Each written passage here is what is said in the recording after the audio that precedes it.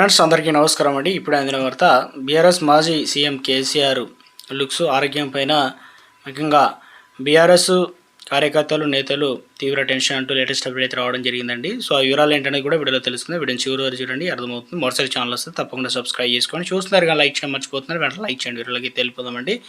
ముఖ్యంగా తెలంగాణ రాజకీయాల్లో బీఆర్ఎస్ అధినేత మాజీ ముఖ్యమంత్రి కేసీఆర్ది ఒక ప్రత్యేకమైన ముద్ర అని చెప్పుకోవచ్చు. ఎందుకంటే స్వరాష్ట్రం ఏర్పడ్డాక బ్యాక్ టు బ్యాక్ 2 సార్లు కూడా అధికారంలోకి వచ్చి రాష్ట్ర రాజకీయాల్లో తన కనుసైగతో శాసించారనమాట అంతటి గొప్ప నేత. అయితే ముచ్చటగా 3వసారి గెలిచి హ్యాట్రిక్ కొట్టాలని భావించినా కూడా అది సాధ్యపడలేదనమాట. దాంతో 2023లో ఓటమి తర్వాత ఆయన దాదాపు 20 వెళ్ళి ఫామ్ హౌస్కే అక్కడే ఉంటున్నారన్నమాట, పరిమితమయ్యారు. ప్రజాక్షేత్రానికి దూరంగా ఉంటున్న కేసీఆర్ తాజాగా తన బావ మాజీ మంత్రి హరీష్ రావు తండ్రి తన్నీరు సత్యనారాయణ పార్థివ దేహానికి నివాళులర్పించారు.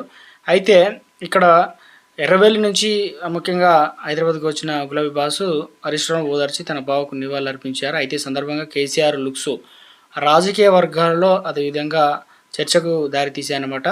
ఎప్పుడు క్లీన్ షేవింగ్తో కనిపించే కేసీఆర్ ఇప్పుడు కాస్త గడ్డంతో కనిపించారు. అలాగే గతంతో పోలిస్తే మరింత బలహీనంగా ఉన్నట్లు కూడా కనిపిస్తున్నారన్నమాట.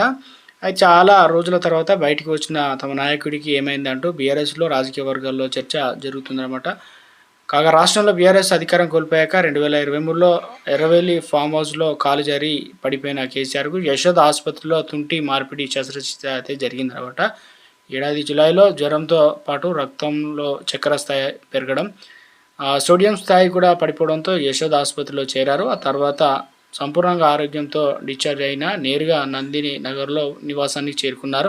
ఆ తర్వాత ఎర్రవెల్లి ఫామ్ హౌస్లోనే ఉంటున్నారన్నమాట. సో మొత్తం మీద ఆరోగ్యం అదేవిధంగా లుక్స్ పైన గతంతో కంటే బలహీనంగా ఉండడంతో ఒకసారిగా బీఆర్ఎస్ కార్యకర్తలు అదేవిధంగా నేతలు తీవ్ర టెన్షన్ పడుతున్నారు. రాజకీయ వర్గాల్లో జోరుగా చర్చ అయితే జరుగుతుందన్నమాట.